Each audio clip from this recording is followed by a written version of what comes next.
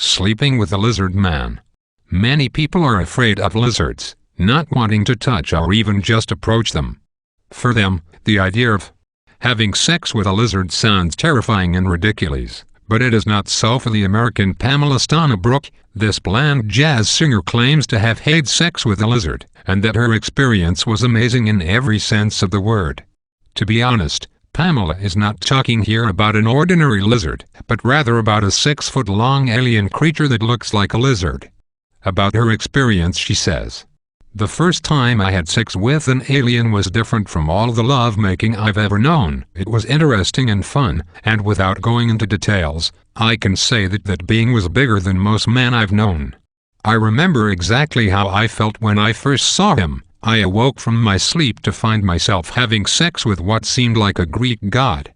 At first I thought I was dreaming, but the sex seemed so real and intimate, and when I closed my eyes I was overwhelmed with a wonderful sense of how comfortable I was in the arms of this being, and then when I opened my eyes again I found that that Greek god turned into a lizard with skin peeling like snakes. Then I realized that I was having sex with an alien being that has the ability to transform from one form to another, and when the creature saw the fear on my face he whispered in my ear saying, 'We have always been together. We love each other.' And I immediately felt great ecstasy." The Chinese farmer and the giant alien. She was 3 meters tall and had 6 fingers on each hand and hair on her legs, except that she looked exactly like women. This is how the Chinese farmer Meng Xiaogo describes the alien creature he allegedly had sex with. The story began in 1994, when Meng and 2 of his relatives were working in the field, and their attention was drawn to the fall of a metal object in the forest at the foot of the mountain adjacent to the field. Meng thought it was a hovercraft or an air balloon and went to find out. When he reached the place where the object fell, he was surprised that what he thought was a balloon was in fact nothing but a spacecraft carrying human-like creatures, but they are giant and strong. Meng entered the spacecraft and stayed with those creatures for a while and then returned home. In the evening of the same day, a female alien pursued him to his house, where they had sex for 40 minutes. They were floating in the air of his bedroom while his wife and daughter were sleeping in the bed below them. That alien left a small scar on Meng's thigh that he later showed to reporters as a confirming to the truth of his story. After several weeks, the aliens returned again and took Meng to their spaceship, but this time he did not see that alien who he had sex with, and when he asked them about her and wanted to see her, they told him that this is not currently possible, and that after 60 years from now a child of his own will be born on another planet. Meng claimed that the aliens took him with their spaceship on a tour to Jupiter, and that he viewed the Earth from space through a crystal ball. He saw the destruction of forests, icebergs and lakes due to the pollution spread by humans, and the aliens told him that humans must do something to save their environment quickly, otherwise the Earth will be destroyed. Meng's story is considered the most famous in China in the field of UFO, and it is said that Meng underwent lie tests, and those tests proved that he was truthful in most of what he said. Cosmic rape. It was 2 a.m. in the middle of a cold, dark night in 1973 when Gabriella Versace was driving alone on the motorway near Longford, Badville, on her way home after visiting a sick friend in another town.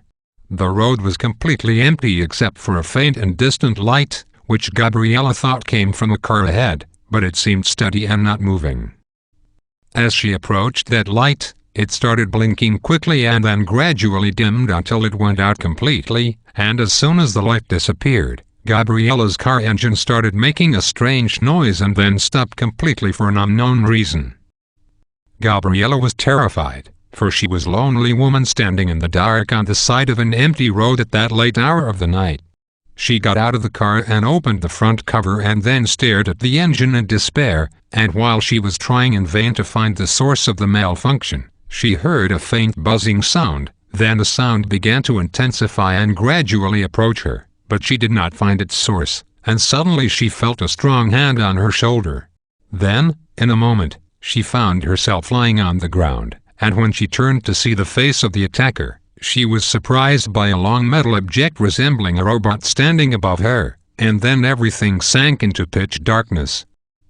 When she opened her eyes again, Gabriella found herself standing in the middle of a field covered with weeds. There was no trace of her car or the road, and next to her stood the mysterious robot, and directly in front of her she saw a huge metal object shining brightly. It was in the form of a hemisphere with a diameter of 12 meters and a height of 6 meters. At the top there is a group of rectangular windows, and there were few huge metal legs to support that metal object. Gabriella did not stay long before everything was plunged into darkness again. When Gabriella opened her eyes again, she found herself in a very cold, circular room, and near her was that robot standing. Gabriella was lying completely naked on a metal table, but she was covered in a light blue blanket, and her hands and feet were tied to the edges of the table. After a while, 3 thin men of moderate stature entered the room. They wore hoods that covered their heads, and they put on masks that concealed their mouths and noses, so that only their eyes were visible, which were like human eyes, but more round and seemed rigid and without feelings. The 3 men conducted a set of tests on Gabriella using devices and machines she had never seen before in her life, and they took samples of her hair, blood and nails. During those tests, none of them said a word, but they looked at each other from time to time and shook their heads, as if they were talking to each other telepathically. But when one of them saw Gabriella looking at the robot, he spoke to her in sound English and told her that this robot is a device programmed to work outside the mothership, and its main job is to bring samples from abroad for examination and study. Then the 3 men left and Gabriella was left alone in the room.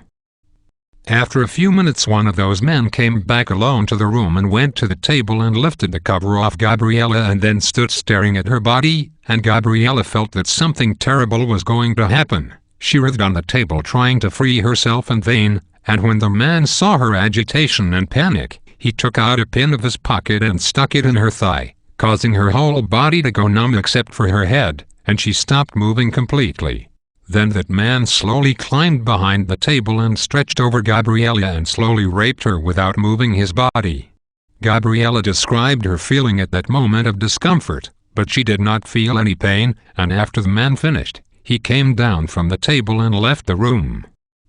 After a few minutes, the 3 men came back and freed Gabriella from her chains and then lowered her from the table, and when she looked at the ground she found her clothes at her feet and then everything sank into dark again. When Gabriella opened her eyes again she found herself fully clothed and standing next to her car on the edge of the road. She got in the car and turned the key, and to her astonishment the car turned on at once, and she drove back to her house in a wretched state of shock and terror. Gabriella told her husband what had happened to her, and the 2 agreed to keep the story to themselves and not tell anyone else, but thinking about what had happened and curiosity to know more about these mysterious men, all of that eventually led Gabriella to contact the experts and specialists in the field of UFOs for advice, and so the world knew the details of her strange story. Sex with the Cat Queen. One morning in June 2013, Mr. Simon Parkes appeared at the World on Channel 4 documentary channel and fired a heavy-caliber bomb. This 52-year-old man, a member of the British Labour Party, claimed that he had a sexual relationship with aliens since he was 6 years old. Mr. Parkes showed viewers a painting depicting the first alien creature he had ever known, claiming that the first meeting between them took place in his childhood, and that that creature was green in color, 7 feet tall and wearing a pink robe, and that the creature would take Mr. Parkes with him to his spaceship in the following way: we'd hold hands, then I'd say I'm ready, and then we'd go straight to his spacecraft in Earth's orbit by a technology I don't understand. Mr. Parkes claimed to have had a long relationship with an alien creature called the Cat Queen, and that they get together 4 times a year to have sex. Not only that, the alien creature became pregnant from Mr. Parkes and gave birth to a child named Zarka. The prisoner asked, "How can a 6-year-old have sex?" Mr. Parkes replied that the matter is different for aliens. For them sex is more concerned with the soul than the body. As for the impact of his cosmic romantic relationships on his family, especially as he is a married man with 3 children, Mr. Parkes says, "My wife knew about it and was unhappy. This created some problems for me. But my relationship with aliens is not on the level of humans, so I do not feel guilty and do not see nothing wrong with what I do.